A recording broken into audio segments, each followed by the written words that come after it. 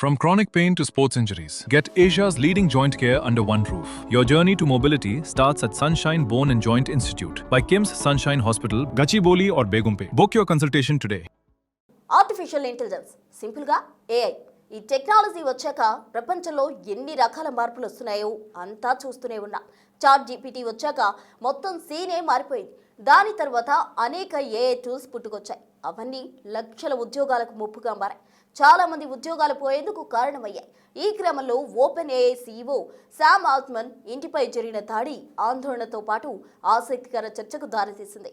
AI technology పట్ల నెమ్మదిగా తిరుగుబాటు మొదలవుతోందా? శామ్ ఆల్ట్మన్ ఇంటిపై దాడిని ఎలా చూడాలి? చాట్ జీపీటీ పట్ల తిరుగుబాటు మొదలవుతోందా? ఏఐ టెక్నాలజీపై అక్కసు పెరుగుతోందా?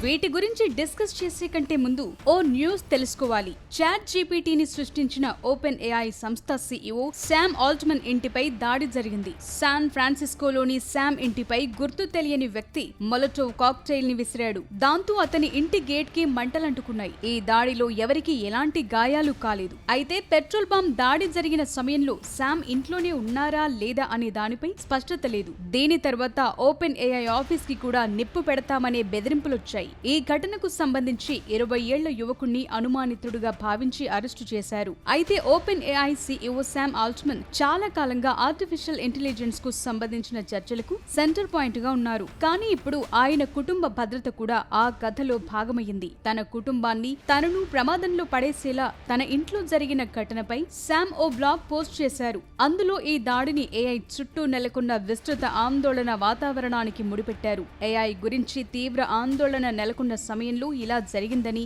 దీనివల్ల తనకు మున్ముందు పరిస్థితులు మరింత ప్రమాదకరంగా మారుతాయని నమ్ముతున్నారు.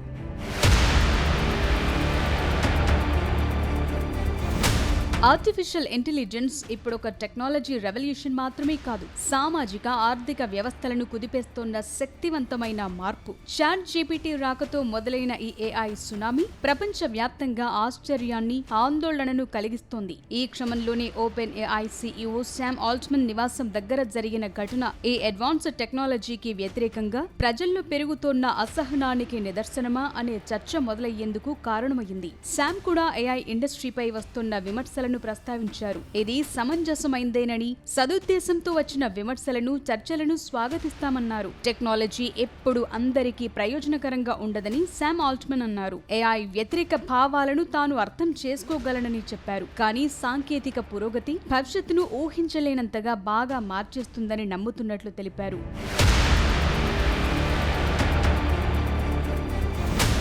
ఏఐ టూల్స్ రాకతో ఉద్యోగాల కోత మొదలైంది. చాలా మందిలో అభద్రతా భావం పెరిగిపోయింది. క్రియేటివ్ రైటింగ్ నుంచి కోడింగ్ దాకా, డేటా ఎంట్రీ నుంచి గ్రాఫిక్ డిజైనింగ్ దాకా అనేక రంగాలు ప్రభావితమయ్యాయి. కంపెనీలు ఖర్చు తగ్గించుకునేందుకు మనుషుల బదులు ఏఐ వాడుకునేందుకు మొగ్గు చూపుతున్నాయి. ఫలితంగా లక్షలాది మంది తమ జీవనోపాధిని కోల్పోతున్నారు. ఈ టెక్నాలజీ ఫోబియానే సామాన్యుల్లో ఒక రకమైన ఆగ్రహాన్ని కలిగిస్తోంది. తమ పొట్ట కొడుతోన్న టెక్నాలజీకి కారణమైన వ్యక్తుల మీదకు ఆ కోపమంతా టర్న్ అవుతోంది. ఇప్పుడు open AI CEO Sam Altman ఇంటిపై జరిగిన దాడి కూడా అలాంటిదేననే వాదనలు వినిపిస్తున్నాయి.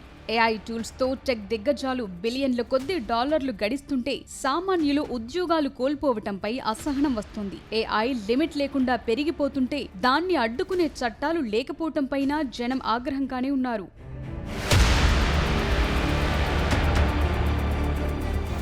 చరిత్రలో ఎప్పుడు పారిశ్రామిక విప్లవం వచ్చినా లుడైట్స్ అనే సమూహం యంత్రాలను ధ్వంసం చేశారు. ఇప్పుడు జరుగుతున్న దాన్ని డిజిటల్ లుడైటిజం అంటున్నారు. తమ ఉపాధిని ఏఐ దొంగిలిస్తోందని చాలా మంది కోర్టులకెక్కుతున్నారు. సాధారణ పౌరుల వ్యక్తిగత సమాచారాన్ని అనుమతి లేకుండా ఏఐ ట్రైనింగ్ కోసం వాడుకోవటం పైన తీవ్ర విమర్శలొస్తున్నాయి. శామ్ ఆల్ట్మన్ లాంటి వాళ్లు ఏఐ వల్ల కలిగే లాభాల గురించి మాట్లాడుతున్నా గ్రౌండ్ లెవెల్లో పరిస్థితి భిన్నంగా ఉంది. ఏఐ వల్ల సంపద కేవలం కొందరి చేతుల్లోనే కేంద్రీకృతమైతే సామాజిక అశాంతి పెరిగే అవకాశం ఉంది. శామ్ ఆల్ట్మన్ ఇంటిపై పెట్రోల్ బాంబు దాడి ఘటన ఓ ప్రారంభమే కావచ్చు. టెక్నాలజీ వేగంగా పెరిగినప్పుడు దానికి సమానంగా సామాజిక భద్రత కల్పించకపోతే ఇలాంటి తిరుగుబాట్లు పెరిగే ప్రమాదముందంటున్నారు.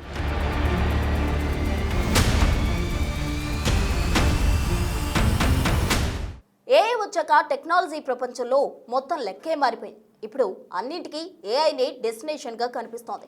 ఇప్పటికే ఉద్యోగాల కోత మొదలైంది. అనేక కంపెనీలు లే ఆఫ్స్ చేస్తున్నాయి. ఇదిలాగే కంటిన్యూ అయితే ఇంకొన్ని నెలలో మొత్తం ఏఐ రూలింగ్ మొదలైపోతుందా? ఐటీ రంగాన్ని ఏఐ శాసిస్తుందా? ఏఐ రెవల్యూషన్తో మేలు జరుగుతుందా? అవసరానికి మించిన టెక్నాలజీ మన బతుకుల్ని ఆగం చేస్తోందా?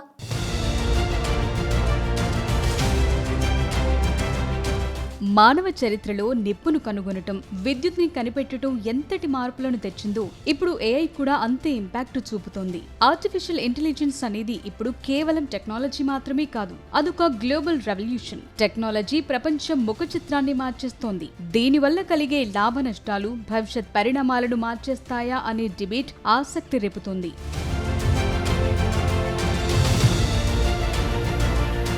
ఏఐ డెవలప్ అవుతున్న వేగం చూస్తుంటే రాబోయే కొన్నేళ్లు ప్రపంచానికి ఓ పరీక్షా సమయమనే హెచ్చరికలు వినిపిస్తున్నాయి. Open AI CEO Sam Altman ఏఐని లార్డ్ ఆఫ్ ది రింగ్స్ లోని శక్తివంతమైన ఉంగరంతో పోల్చారు. అది ఒకరి చేతుల్లోనే ఉంటే విపరీతమైన ఆధిపత్యానికి దారితీస్తుంది. అందుకే దానిపై ఎవరికి పూర్తి నియంత్రణ ఉండకూడదన్నారు. ఈ పవర్ ని సమాజం మొత్తం పంచుకోవాలని, లేకపోతే అది భారీ ముప్పుగా మారుతుందని హెచ్చరించారు. ఇంకొన్నేళ్లలో డేటా సెంటర్లలో ఉండే ఏఐ తెలివితేటలు మానవాళి మొత్తం తెలివితేటల కంటే ఎక్కువగా ఉండొచ్చనే అంచనాలు కూడా ఉన్నాయి. అందువల్ల ఏఐని కంట్రోల్ చేసేందుకు కూడా ఓ అంతర్జాతీయ సంస్థ ఉండాలనే వాదనలు వినిపిస్తున్నాయి. ఏఐ వల్ల ఉద్యోగాలు పోవటం, ఆర్థిక అసమానతలు పెరగటం లాంటివన్నీ సిస్టమిక్ షిఫ్ట్ అని, దీన్ని తట్టుకునేందుకు ప్రభుత్వాలు సిద్ధంగా ఉండాలని సూచిస్తున్నారు.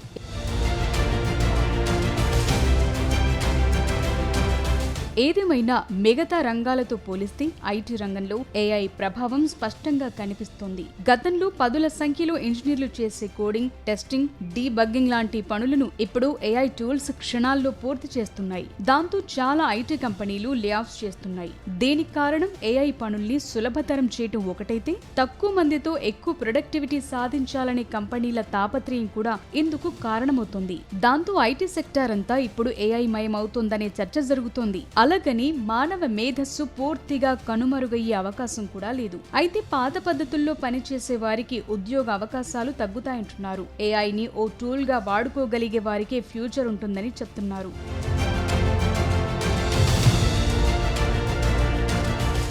ఏఐ వల్ల నష్టాలే కాదు, అద్భుతమైన ప్రయోజనాలు కూడా ఉన్నాయి. ఏఐ సాయంతో క్యాన్సర్ లాంటి వ్యాధులను ప్రాథమిక దశలోనే గుర్తించడం, కొత్త మందులను వేగంగా కనిపెట్టడం సాధ్యమవుతోంది. విద్య, పరిశోధన, రోజువారీ పనుల్లో AI O super intelligent assistant గా మారుతోంది. సమయం ఆదా చేస్తోంది. బోర్ కొట్టించే చాలా పనుల నుంచి మనిషికి విముక్తి దొరుకుతుంది. అయితే ఏఐతో ఎన్ని ప్రయోజనాలున్నా మితిమీరిన టెక్నాలజీ ఎప్పుడూ రెండంచుల కత్తిలాంటిదే. అది మన అవకాశాలను దెబ్బతీస్తుందా, మనమే దాన్ని నియంత్రిస్తామా అనే దాని మీదే టెక్నాలజీ మనల్ని శాసిస్తుందా లేదా అనేది ఆధారపడి ఉంది. ప్రతి చిన్న విషయానికి ఏఐ పై ఆధారపడితే మానవ సహజమైన క్రియేటివిటీ, అనలిటికల్ సామర్థ్యం దెబ్బతినే అవకాశం ఉంది. అంతేకాదు సహజంగా ఆలోచించే శక్తిని కూడా కోల్పోయే ప్రమాదం ఉంది.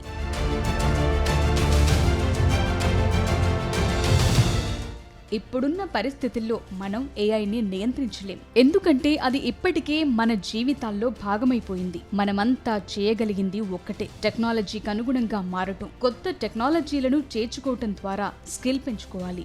మున్ముందు ప్రభుత్వాలు కూడా ఏఐ వినియోగంపై కఠిన నిబంధనలు తీసుకురావాలనే డిమాండ్లు రావచ్చు. ఏఐ కారణంగా ఉద్యోగాలు కోల్పోయిన వారికి ప్రత్యామ్నాయ ఉపాధి అవకాశాలు రావాలి. ఏఐకి లాజిక్ ఉంటుంది కానీ ఎమోషన్ ఉండదు. మనుషుల్లో ఉండే సామాజిక స్పృహని టెక్నాలజీ భర్తీ చేయలేదు. ఏఐ మనల్ని రూల్ చేయదు. కానీ ఏఐని తెలివిగా వాడుకోగలిగితే మనమే ఏఐని శాసించొచ్చు.